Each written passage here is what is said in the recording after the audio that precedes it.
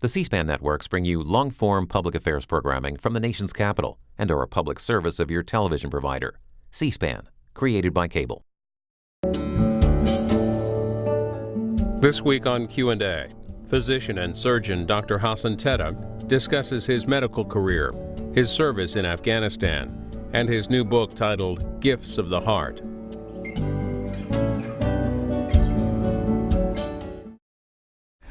Dr. Hassan Tetteh, you told me just before we sat down that you did a heart transplant overnight.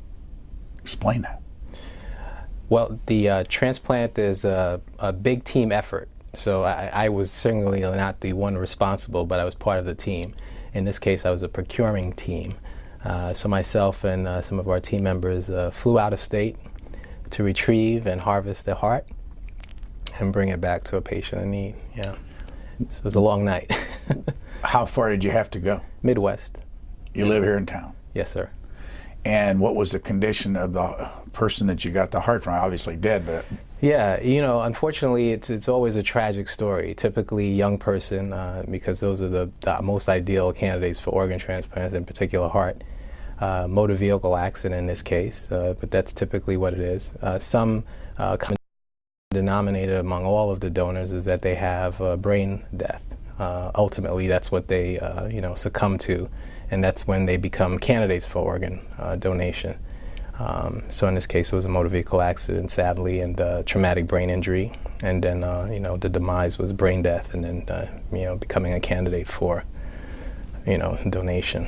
I assume the secrecy, HIPAA rules mean you can't go too far with this. Absolutely, because we have to protect the privacy of not only the donor and their family, but certainly the recipient as well. And it's something that we regard as a very precious gift that the family's offering and the individual's offering. Made at the sacrifice of their passing, and so it's very revered. And on the other side, it's a joyous occasion, but at the same time, we want to respect the privacy of all of the individuals. Without getting into the specifics, go back to how this all started for you. Where were you when you got the call? So that's a good question, because I was at home. I was about to take my son to Scouts, actually, the Cub Scout meeting last night, and we were on our way over there. And I was telling my wife, I said, "All right, the big day's tomorrow, the interview, and I need to get some rest, and I'll take my son Edmund to Scouts." And one of my partners called me up, and he said, "Hassan, we have a transplant going this evening. Are you available to procure?" I'm technically on call, and I said, "I am. I have this interview tomorrow." And he said, "Well, I think the timing will be such that you can get back in time," and certainly it was. So, excuse the specifics, but what airport did you fly out of? Dulles, out of Dulles. Usually we fly chartered aircraft because obviously commercial, you have to coordinate all of the timing.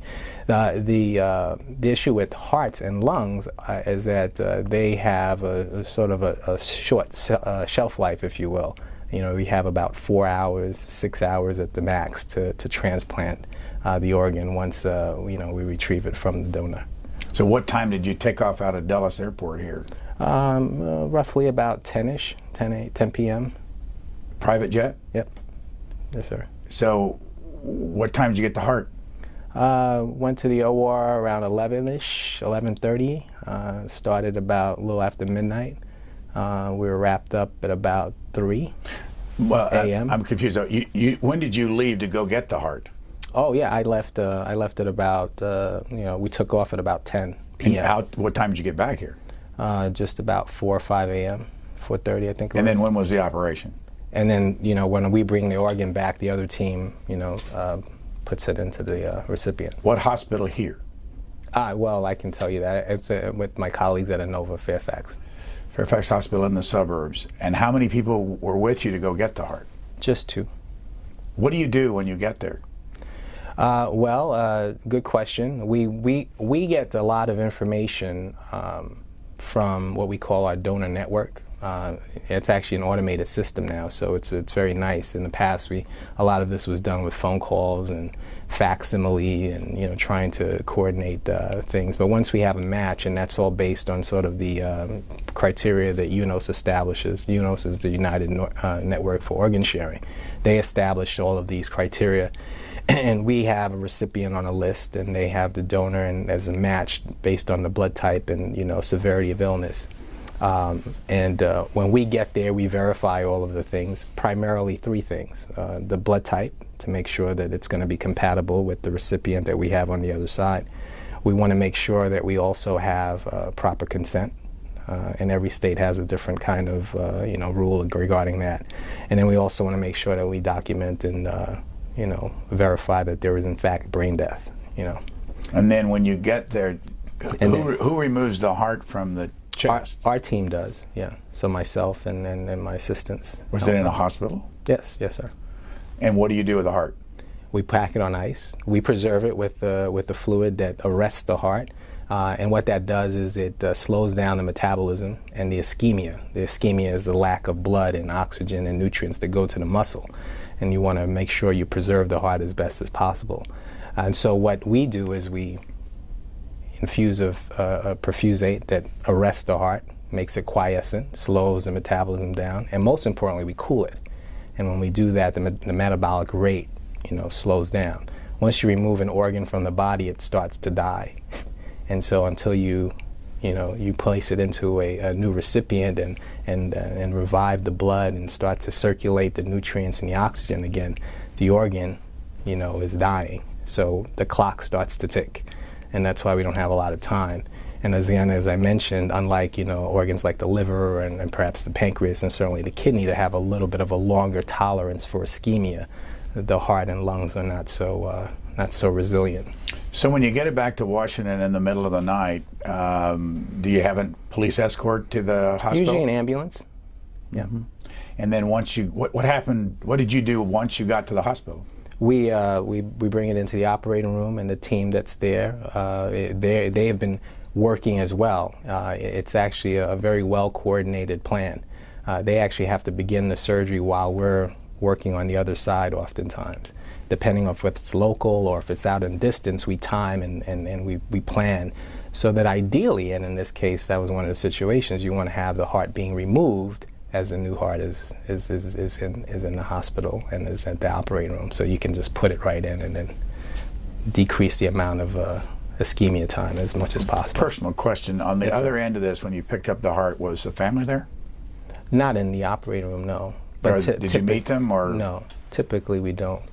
Although in my practice and over the years, I will say that one of the things that's always very touching about transplant for me is that it's one of those instances in medicine where you really see life and death, firsthand. I mean, you've certainly witnessed death on one side with the donor, and then on the other side there's the recipient, and there's this joy and there's this new life. And over the years, I've actually received letters from both sides, from the donor families and from the recipient families. Letters of thanks, letters of encouragement, letters of gratitude, actually, for what our team has done. I think it helps some the families that donate to have some closure and have some peace, that know that their death, often a tragic one, of their loved one wasn't in vain, and that their gift of life has now helped to serve someone else. We're recording this at 11 o'clock in the morning after you've been up all night in late October. Do you know at this stage whether or not the heart has been transplanted? It has. Successfully? Yes. How long did that part of it take? Typically takes about, depending on the case, a few hours, a couple hours. How many people total are involved in? Oh, it's a huge undertaking. It's a big team effort, as I mentioned from the very beginning. No one person is the single, sort of person that has done the whole job. We have nurses, we have perfusionists, we have anesthesiologists on both sides, 2 teams, typically. And this is just for the heart team, you understand. So, and on the recipient side, we have the same cadre of individuals there. And then that's just the hospital teams. And then you take all of the other folks involved, the transplant coordinators, the ambulance drivers, the pilots. You know, it's a huge effort. You know, and one that is one that's taken very seriously by a number of very dedicated individuals that, you know, typically work through the night and overnight and on weekends and holidays, because unfortunately that's oftentimes when a lot of these tragedies occur. You know, with trauma, it's never really something predictable. It never really happens during banking hours, unfortunately. How much sleep have you had since you were with your son last night, right before you took off? Intermittent snoozing on the flight, and about an hour afterwards. How often do you do this a month? It depends. You know, there could be some months where it's twice or three times. There could be months where it's 4 or 5 times in succession over days. Sometimes, unfortunately, holidays are busier than you know, other times of the year. Are you on the other end ever, where you're actually putting the heart in? Yes, sir, I am, occasionally. And sometimes when you come back, you know, the team needs some help, and I will come and scrub in and help out, yeah. So we can get to your background now. I'm sure there's plenty more. I do have one quick question. Yes, sir. Do you ever put a female heart into a male? It does happen, yes, sir. It does. And vice versa? And vice versa. The criteria, again, are compatibility with blood. But you raise a very interesting question. You know, the other thing that we take into account and consideration, which is very important, is the size. You know, they're large individuals, they're small individuals. So you want to make sure that the size is compatible. And typically, female hearts are, you know, sort of considered a smaller kind of, you know, heart for a male. So you would want to put a female heart in maybe a smaller male, just typically sort of to. Any idea how much all of this costs? For one of these, throwing everything in the middle of it. Yeah, you know, there are definitely dollar amounts that are ascribed to them. Pretty much, it's a lot, as you can imagine, resources. But costs are very hard to measure, as I've found, and I've done studies in transplant and tried to assess costs. It's difficult to quantify because of a number of things. Different hospitals have different costs for different items that are used and utilized in the operating room. Different transplants, you know, depending on where you're going, whether it's local or where it's out of state, you know, those incur different costs. Certainly if we're local and we're just going to another hospital, we're not going to, you know, take a jet and incur those costs and fuel charges and pilot time, etc. So, are we talking $1 million for some of these? I don't think it's that much, no, but it's certainly very Several high. $100,000? Probably not that expensive, but yeah, Really? Certainly up in the 6-figure, maybe low 6-figure, and maybe just under range. I have in my hand something you know about. It's a Hassan Tetteh, and it's a novel, small 150-page novel called Gifts of the Heart. Are you Dr. Elegant in this book? No, I'm not. No, I'm not. I think at times when I read my character's sort of attributes and his qualities, I wish and aspire that I could be, you know, like him sometimes. There's certain things that, you know, I've certainly had the privilege and fortune in my career to have the opportunity to sort of rise to the occasion of some of his feats. And who is he in the book, and how close does this come to your story? It does come fairly close. I relied on a lot of my experience from, you know, my practice, my experiences in the hospital, life experiences as well, to sort of come up with the character. So there are definitely some parallels, but there are certainly some differences as well. You know, for example, my mom is still alive, fortunately. My dad has passed away. Was he from Ghana? Yes, sir. And was your mother from Sierra Leone? She was, yes. And what measure of Lebanon ancestry got into that? It was, you know, fairly accurate in some ways. My grandfather, my mom's dad, was from Lebanon. He was a Lebanese businessman that had sort of migrated or, you know, done some business in Sierra Leone. And once more, your name's Hassan Tetteh, but you say in here you started out as a Roman Catholic? Yes, yes, sir. Where does the name come from? My grandfather. That was his name? Yes. So you were born in Brooklyn. Where did you go to school along the way? Born in Brooklyn. I would say my parents were both born in West Africa, as you mentioned. And so my dad would always muse and say that I was made in the USA. You know, I like to say that, and I like to specifically,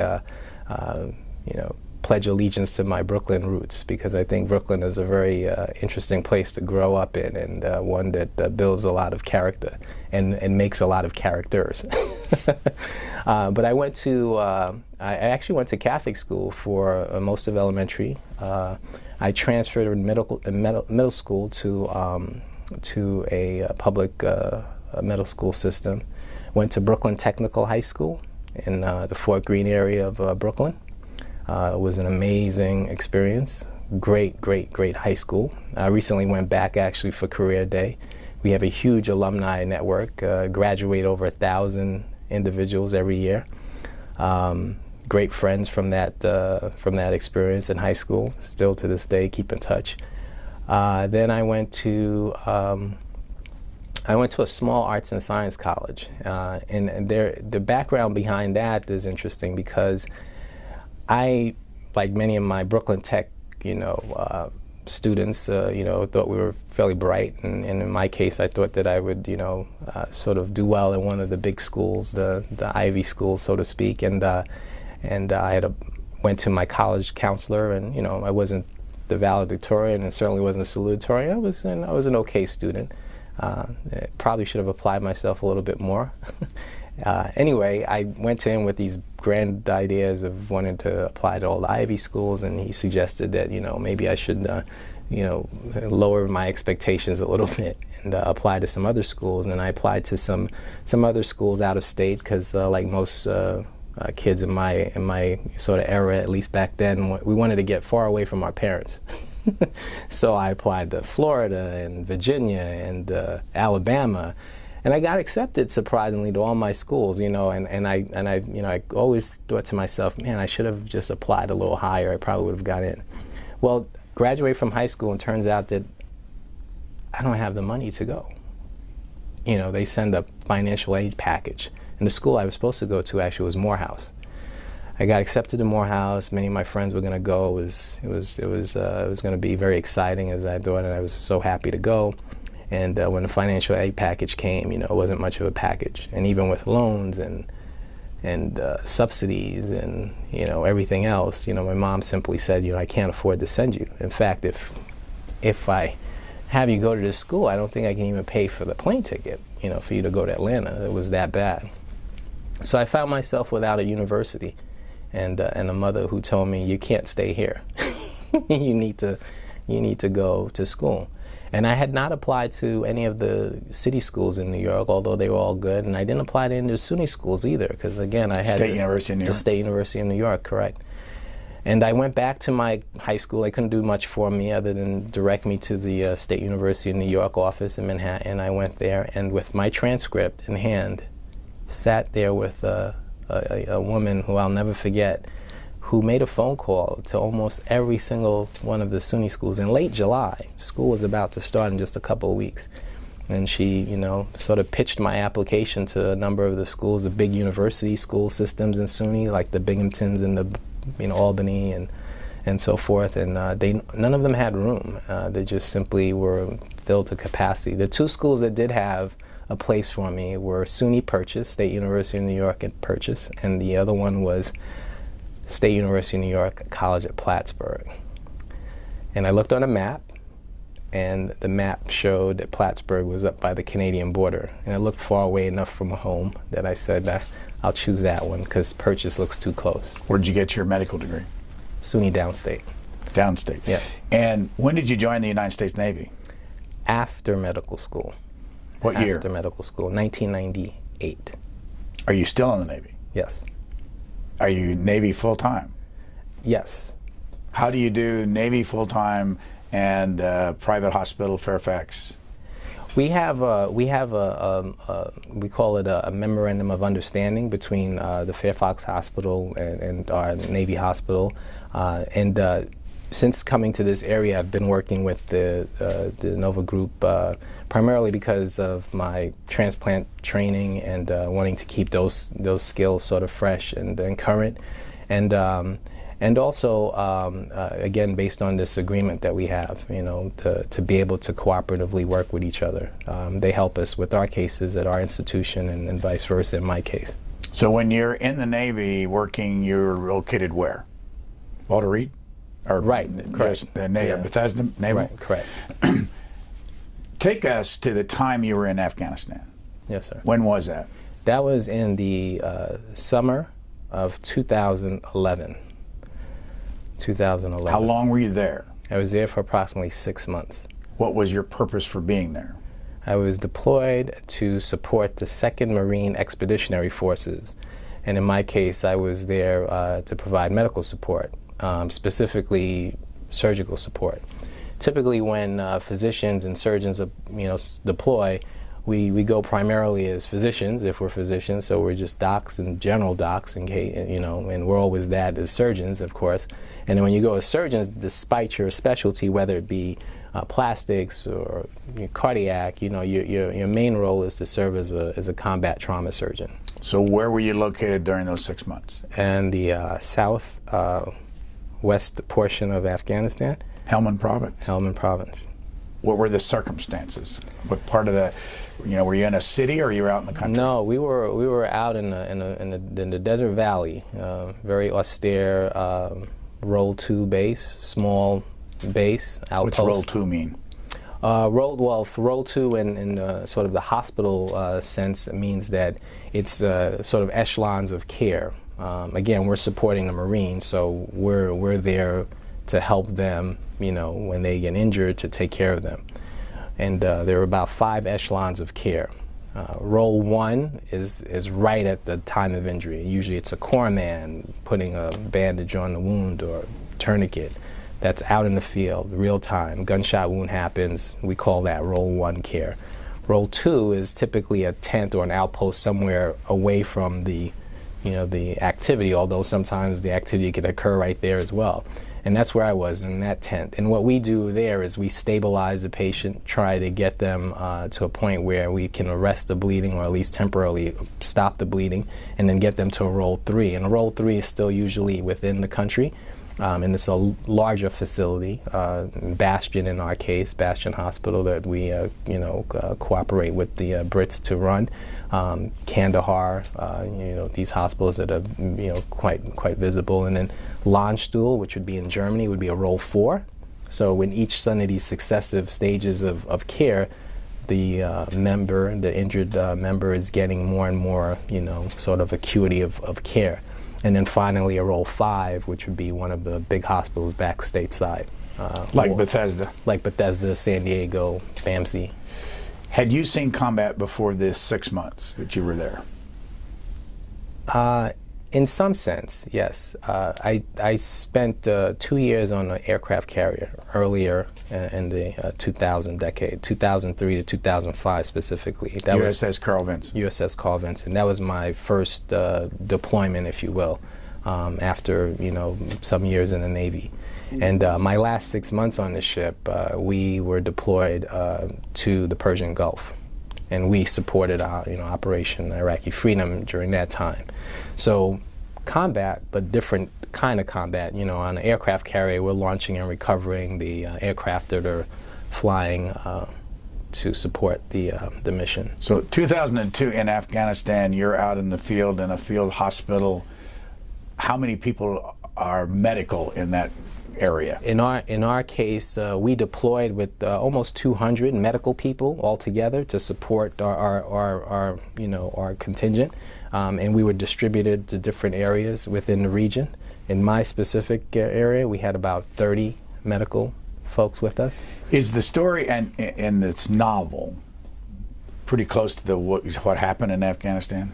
Yeah, there's certainly some parallels. Not exactly the same way, but there are some parallels and some similarities. When do you remember the first time that battle wounds, injury came to you, and what were the circumstances?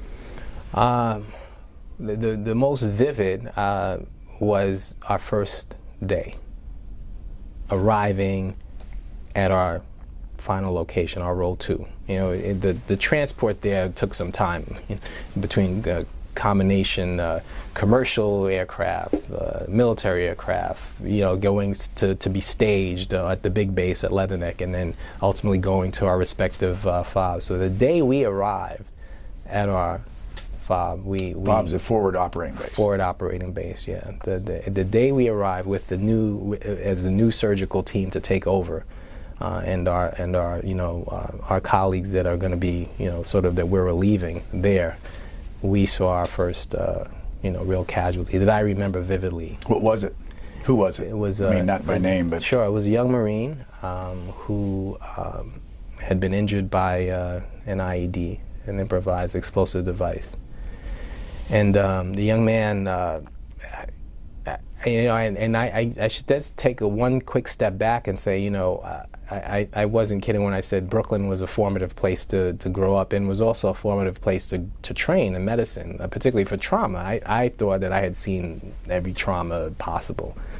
Gunshot wounds, stab wounds, explosive injuries even, motor vehicle accidents, anything. And I felt very comfortable with my, level of experience with trauma based on my Brooklyn and Kings County experience and so forth. But what I saw that day, the first day that we were there, and it's so hard to describe, because even though I had been at Walter Reed for, years before deploying and seeing individuals with, extremity injuries and with prosthetics, and some of them still undergoing some of the additional surgeries they need, I hadn't seen it raw in real time right after it occurred. And that was what I saw upon arriving. There was no delay. Some of our colleagues went to other areas where they didn't see a casualty for weeks or even months after being on station. We saw it the first day, and it just continued. And what we saw in this individual, what I saw in this individual, was someone who had, who almost shouldn't be living. He had no legs. The skin and his extremities were all charred, and the clothes were tattered, and he was just so pale, just almost ghost-like, because you could tell he must have lost so much blood already. And he had this sunken, hollowed look in his eyes, and I could tell he probably had no idea what had happened to him. It was a shock.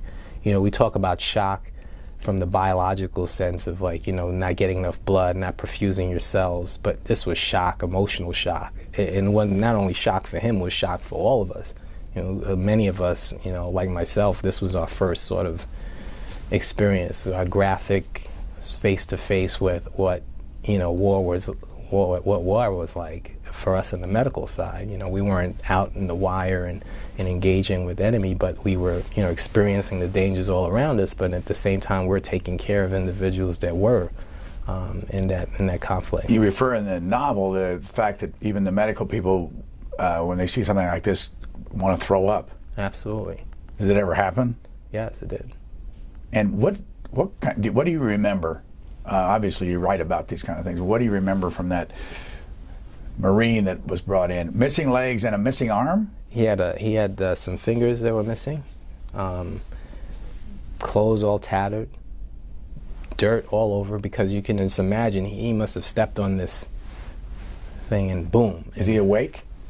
Barely, almost just kind of just holding on to just a little bit of consciousness. Were you in charge? No. We again, it's a big team effort. And we certainly weren't in charge when we first got there. You understand, we literally just rolled off of the aircraft that delivered us here.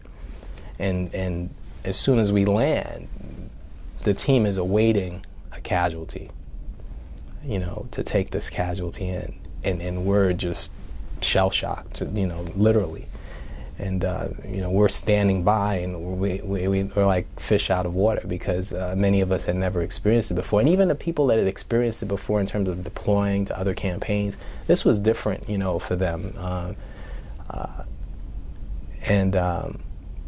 So what we did is we followed the lead of the sort of seasoned folks that were there. And what I immediately noticed was their sort of their poise and composure. And I think that in retrospect, certainly, sort of looking back, reflecting on that experience the first day, and then over the 6 months, and then ultimately leaving, and then having other folks to come relieve us. What I think I appreciated was the fact that there's a socialization that occurs with each of us, and each one has their own different kind of way of dealing and coping with it. But in essence, what happens is that you just kind of become immune to it in a way, and your emotions sort of get pushed to the side, and you just deal with the matter at hand. That fellow that was there, what, do you have tourniquets on? Yeah, tourniquets, yes, sir. Where were those put on? This is the fascinating thing, and I learned this, soon after being there.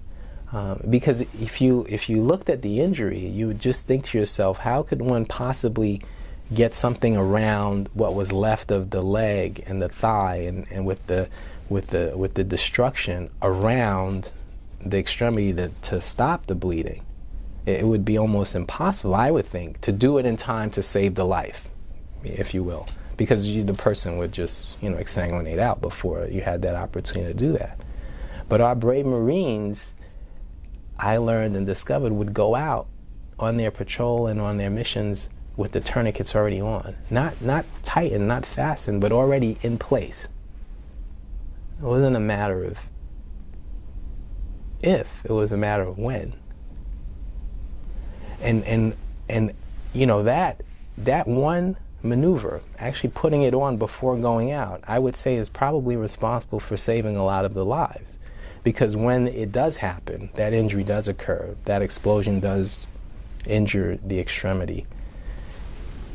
In that moment that it happens, you have the wherewithal as an individual to turn it, and they're designed in such a way that it only takes a couple twists, and you can get very good occlusion and an arrest of hemorrhage.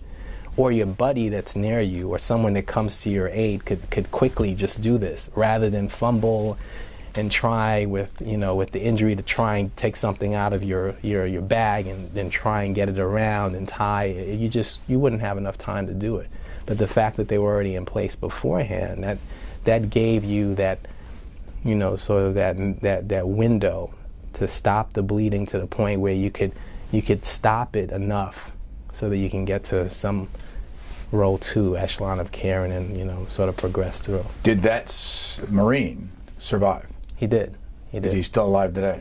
I believe so. That's a good question that you asked, because many of us as care providers knew that we would go back to our hospitals, our respective hospitals, where we would be able to see some of these Marines that we had taken care of, because we were going back to the big hospitals, the San Diegos, the BAMCs, the Walter Reeds in my case.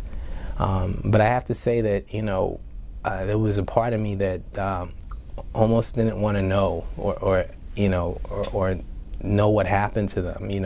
We know that we got them from the row 2, and we would have follow-up, and there was a very elaborate, and there is a very elaborate trauma system that provides a very good feedback and sort of a constant loop of communication among all of the echelons of care, so that we can learn what worked, what didn't work, how is that patient doing, and also just to help with morale, because we'd wonder if what we were doing was making a difference, and we would get the feedback. We would get reports from the folks back stateside. Hey, that gentleman that you took care of, that wounded warrior that you guys took care of last week, he's doing fine. He's getting better. So in our case, we did get that feedback from this individual. He was at roll 2. How long did it take him to get back to the United States? That's another testament to the teamwork and the orchestration and just the level of resource and lack of a better word, ingenuity, if you will, for what we've learned over this last campaign. There was a time where certainly in Vietnam eras and certainly wars before that, it would take months for someone to get injured, for someone that was injured to get back to hospital and with their families. But in our case, typically they would get back between 36 to 72 hours from the point of injury to a stateside hospital, back with their loved ones. back in a state-of-the-art facility where they have every resource at their disposal, and and a team of every specialty needed to be able to care for that individual. So I think it's a great testament, and what has happened is that over these years we've learned so much about the logistics, if you will, of transporting critically ill individuals. I mean, we virtually have flying ICUs in the sky that can take a critically ill person from the other side of the world and bring them back safely, it may sound cruel, but has there ever been a case out in the field where somebody dies, a soldier or Marine, and they're giving their organs away, and that you save a heart? No, not in this case. No. But not in combat. I mean, that's not normally done. No. So you're there 6 months. How many times did you have a casualty that you dealt with medically? In our particular area where we were, we dealt with them, unfortunately, too frequently, in my opinion. And what I mean by that is, we typically saw 1 or 2, 3, 4 cases a week, sometimes multiple in a day. The longest we would go without seeing a case would maybe be a stretch of 3 or 4 days. So that was a lot. That was very, and the injuries were not benign. These weren't people coming in with a sprained ankle or fractured finger or something. These were people coming in with devastating, otherwise life-threatening or fatal wounds, if you will. You say there was an indifference after a while because you try to get inured to the whole situation. I don't mean about the people, but about the emotion and all that. Did you ever turn to any of your colleagues and say, why are we here? Why are we in Afghanistan? All the time. All the time. But not in the sense or in the way that, one might think that's here sort of in the comforts of, home and with all of the, removal, if you will, of what was, what was more raw and more graphic for us. Our asking of why we were here, I think, was a different kind of question. It was the kind of question of we're here to support a mission. We've all volunteered to be here to serve, and that's what we are here to do. And we're not questioning that. From the medical standpoint, and maybe speaking for myself, most specifically, what I realized was that my role here was to support these injured Marines and support the injured Marines. And the question that you ask of why are we here, I had to lean on my colleagues all the time and ask that question, just to make sense of it for myself, because there were so many young people who we knew their lives were going to be forever changed because of the injury that they had. And some of those individuals that come back without the physical scars certainly have some of the emotional scars. But yet, I understood that, the service that I was providing and the service that I believe my team was providing was one that was so awesome and was so needed and so much appreciated that was what defined our purpose. So my being here was, I'm here to help individuals that have volunteered to serve their country. And that's it. That was my scope of my thinking. And in talking to my colleagues and leaning on them to answer that question for myself and ask that question back and forth, that was summarily the conclusion we all came up with. And more importantly, that we were there to support each other as well, because we also realized that if we couldn't take care of ourselves, emotionally and physically, etc., then we wouldn't be able to deliver the kind of care that we needed to make sure that those in need would have their care. Let me ask you more about your own background. You have a Master in Public Administration? Correct. From where? From the Kennedy School at Harvard University. What year did you do that? I did that in 2009. You have an MBA? Correct. Master in Business Administration from? Johns Hopkins. What year did you do that? I did that in 2011, right before I deployed. I completed the program right before I deployed. You now are a congressional fellow, or you're going to be. I am a congressional fellow. I'm part of the Robert Wood Johnson Health Policy Fellowship. And yeah. But that's a year's commitment. They say they can keep you for another year. They have a stipend involved in that. How much time do you spend on Capitol Hill, and who do you work with? Right now I work with the Congressional Budget Office as a staffer and advisor. How long do you spend there? That's sort of typically one of the things that I do during the day. That's my day job, if you will. My fellowship is coming to an end at the end of the year.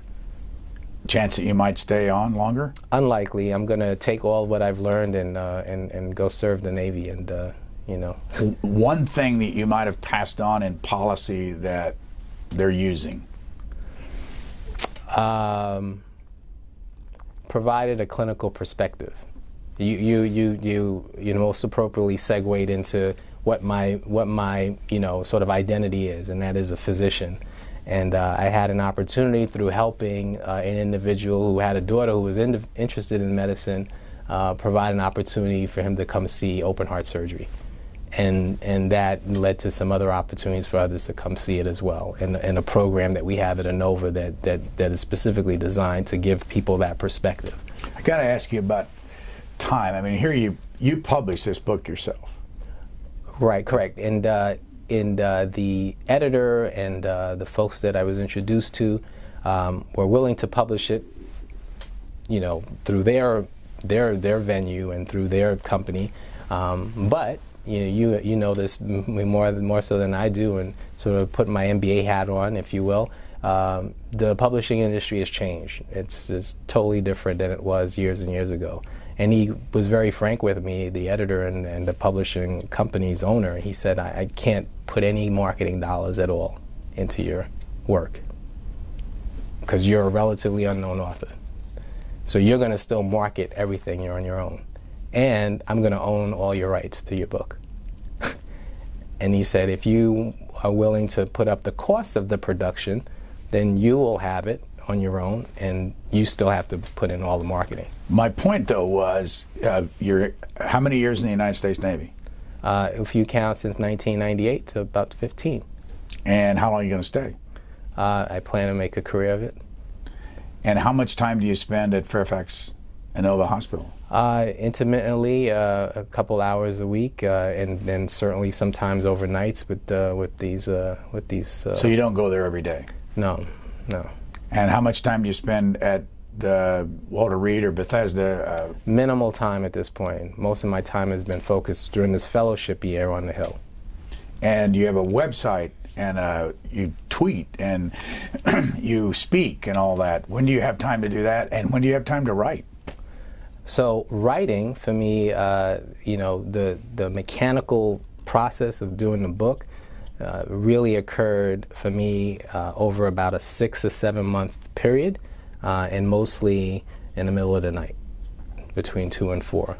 That was the time when it was quiet in the house, and my 2 children were sleeping, and my wife was okay with the absence of me for a little bit, and I could work during that time. Obviously, you've listed all of the other things and responsibilities that I have, so I didn't have time to work on it during any of those other waking hours, if you will. How much sleep do you need a night? Typically, I do about 3 or 4. Do you exercise? I do. I had to run 2 miles this morning so I could wake up and be fresh for you. Well, most doctors would tell you that sleep is more important than anything. They do. I have to agree with them to some extent. I just know that over time and over all of my training and being in the hospital and during my fellowship and the nature of cardiac surgery and sort of the demanding schedule that just imposes on an individual, it just necessitates that you have to operate and work on less sleep than most people. And maybe my body's acclimated to it. I certainly feel I'm getting older, and it's harder and harder to do it over these years. But I don't know. I certainly don't advocate doing it, because I know there are certain people that just don't function without a good amount of sleep, and it certainly is important. So I would never, I would never purport that people do it. Where did you meet your wife? I met her my first year out of medical school. In the hospital. It's kind of the same story in here. different because the timing for this particular character happens much later in his career. In my case, I literally met my wife right out of medical school, and she was right out of nursing school. And what is she doing now? She's actually the school nurse at our children's school. And how old are your kids? 9, my son, and 7, my daughter.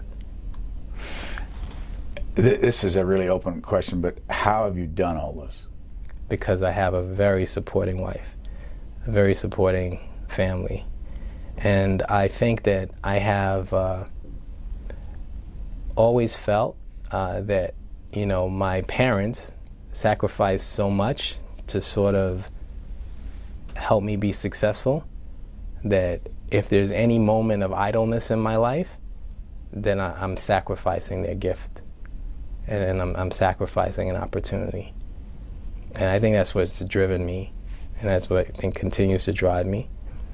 And I also know that I have, through the various things that I've been able and have been fortunate enough to be involved in, have helped a lot of people. And that has been very, very rewarding. So why did you decide to go public? You speak a lot, and you have a public, website and all that. What drove you to do that? Well, I don't know if I'd gone public so much as I think that I've come to maybe appreciate that a lot of people could use some inspiration, and I've been so blessed and fortunate to have been inspired by a lot of people, and I want to in turn help as well and maybe contribute to that. The main purpose, I think, of writing a book for me was severalfold. One was it was a way to release a lot of that indifference.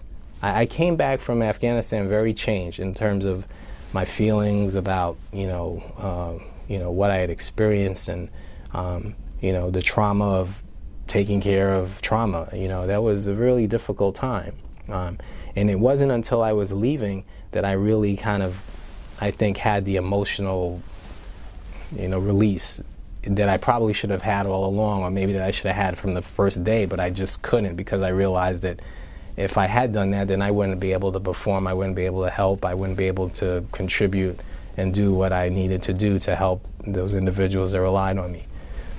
But as I came back and I sort of adapted and sort of integrated back into the real world, if you will, or our world here, it dawned on me that there was this whole other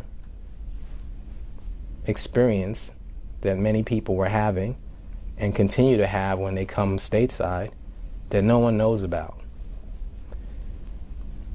And I don't mean that they should know about it in a political or geopolitical way. I mean just they don't know that lives have changed, people have served, people have contributed, and they weren't asked to do that. They volunteered to do that. And I think in those stories and in the stories of the people that have helped those individuals, I think there's a lot of inspiration there, and there's a sense that we should not take for granted what we have, and I've read lots of books. I read a lot when I was there. I continue to read every day, and one of the things and one of the pearls of wisdom that I always came away with is this, and it's that wisdom only comes through suffering. And I really believe that's true. And I won't say that I was tortured or I suffered during deployment, but it was uncomfortable. It certainly wasn't comfortable, wasn't pleasant. It wasn't fun to be away from my family. It wasn't fun to be away from my children. It wasn't fun to be away from my wife and my friends. But yet, when I came back, I had such a tremendous amount of gratitude for them and for my, my comfortable life here, if you will, that I think some people take for granted.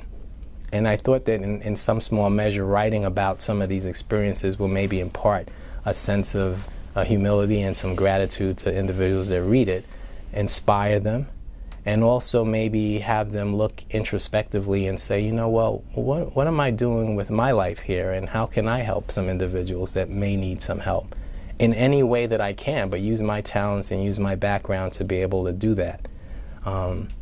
I'll give you a story of what I mean by this lack of appreciation for what we have. We did, on rare occasions in my particular case, but on some occasions, took care of Afghan locals. And it dawned on me that, you know, they have no healthcare system. They have no 911 system. If you get in a car accident in Afghanistan, and this is true for lots of third world countries, you could die. I mean, you just because you were in an accident, you had the misfortune of being in an accident in a country that doesn't have a 911 system, and it could be from something that's so benign, but you would die.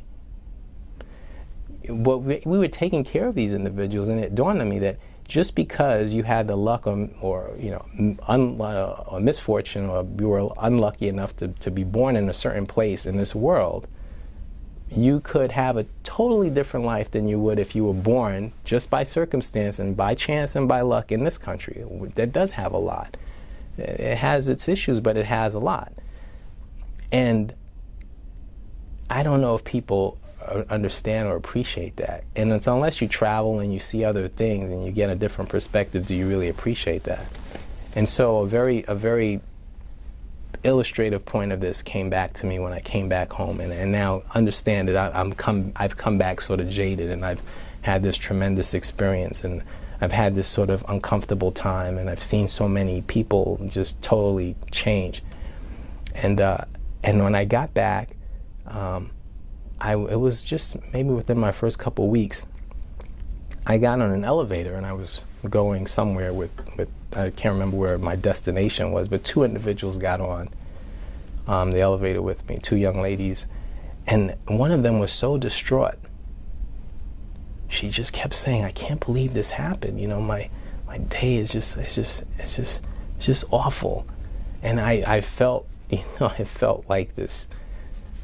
I felt like so much empathy. I was like, oh my gosh, I hope, did someone die? Parents? Maybe she's sick, maybe her child is sick, maybe she just got some bad news about her health. But it was so much pain in her voice, you know. And again, I'm thinking in my context of like transplant, death, you know, what I just saw in Afghanistan. And we get to the floor and she's getting off and she turns to her friend and says, "I can't believe they didn't have my flavored latte at the Starbucks." And I said to myself, what a country we live in that could be the biggest problem that you have today. And then think about what I saw in the last 6 months and what I see in transplant and the trauma that rips a patient, you know, rips the patient from the family's life. And all these trauma patients that we ultimately, you know, have as organ donors, they weren't expecting or planning for something bad to happen to them. Typically not. It was a trauma, motor vehicle accident. How many of us get in a car every day, don't even think about it? But you know, that could just end. And so I guess it comes back to my whole sort of, you know, explanation for why do I do what I do. I always feel like there's limited time, and some of us maybe feel like we have all the time in the world, but I don't think so. Maybe because I've been so close to death and I keep seeing it and I keep reliving it. And certainly my time in Afghanistan made it graphic for me.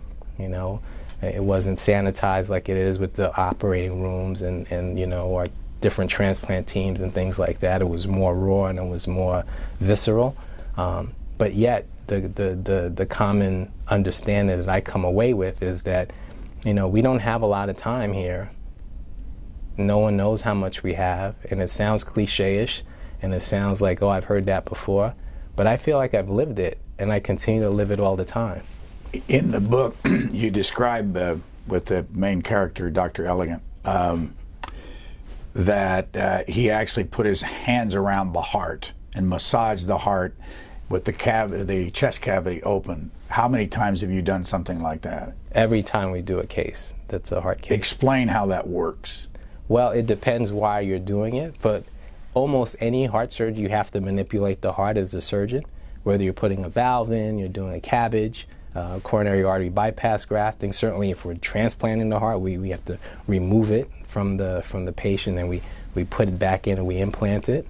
And you know, it's one of those things where it's going to sound strange to say this, but it's routine for us as cardiac surgeons to do that. But I remember the very first time that I had to handle the heart, I was very afraid.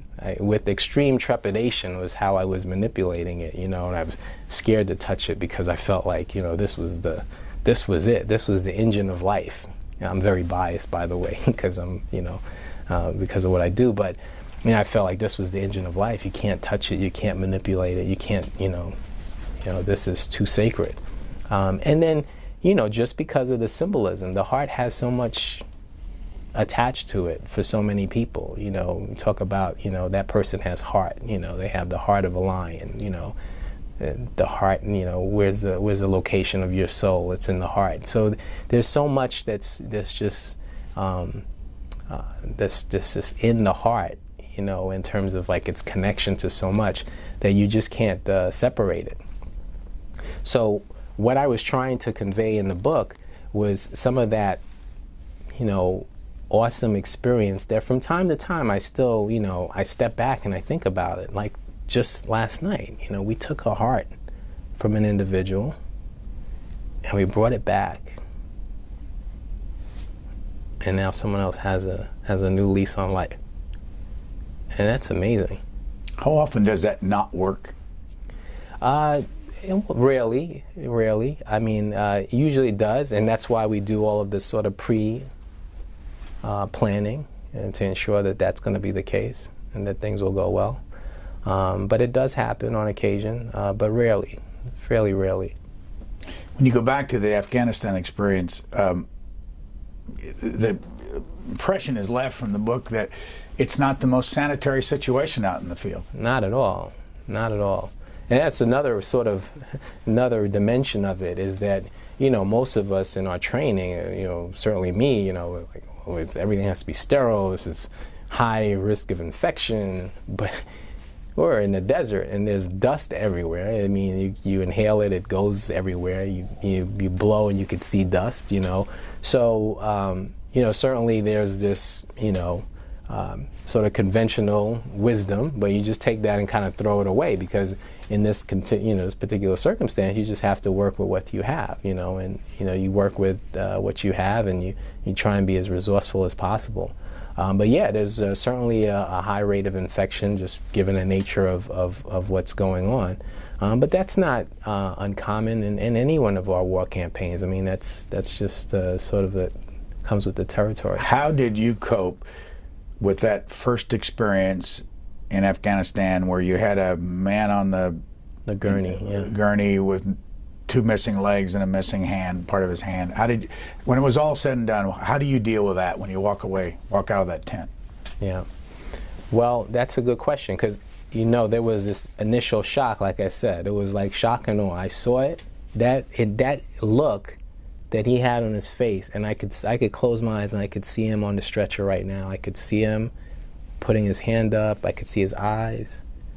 I could just close my eyes and I could just see it. And I'll never forget that first case, that sort of bringing me to reality of what was going on here. And after he got into the tent, you know, there was this initial sort of like triage. He gets to there, we get the report, we see him, and he goes into the tent, everyone starts to work, the other team starts to work. We got pulled in, myself and actually my colleague that wrote the foreword. We both got pulled in because the other team wanted us to begin right away. They didn't want us to be bystanders. They said, you guys have to get involved right away. And once they did that and they pulled us in, it was like a jolt. It was like, wake up. You know, now you have to act. You have to be a doctor. You have to be a surgeon. You have to be a care provider. You have to dismiss your emotion. You have to, you know, tuck that away, what you are feeling, and just work now. You have one objective. You have to save this guy's life. You have to stop the bleeding. You have to get him back home to his family. And when we were done, it was almost surreal. and you try to start thinking about it again, but then somebody else would come in, and then, you know, and then maybe a gap of a couple hours, and somebody else came in, and then maybe a gap of a couple of days, and in between we're talking about like that last case, and then someone else comes in, and over time you just kind of get desensitized. And that's why I say that, you know, there was certainly for me a wall that was erected, but there were others that, you know, would cry every time they saw them. You know, some of the providers would cry every time they saw someone. They would get choked up every time. They would still feel like that urge to, you know, to heave, because it was still real. It was raw every single time.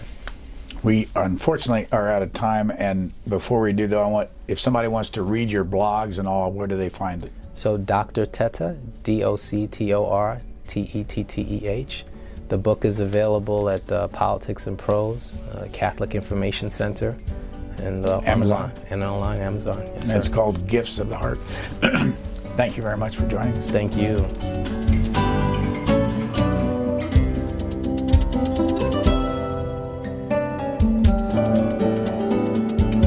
For free transcripts or to give us your comments about this program, visit us at qanda.org. Q&A programs are also available as C-SPAN podcasts.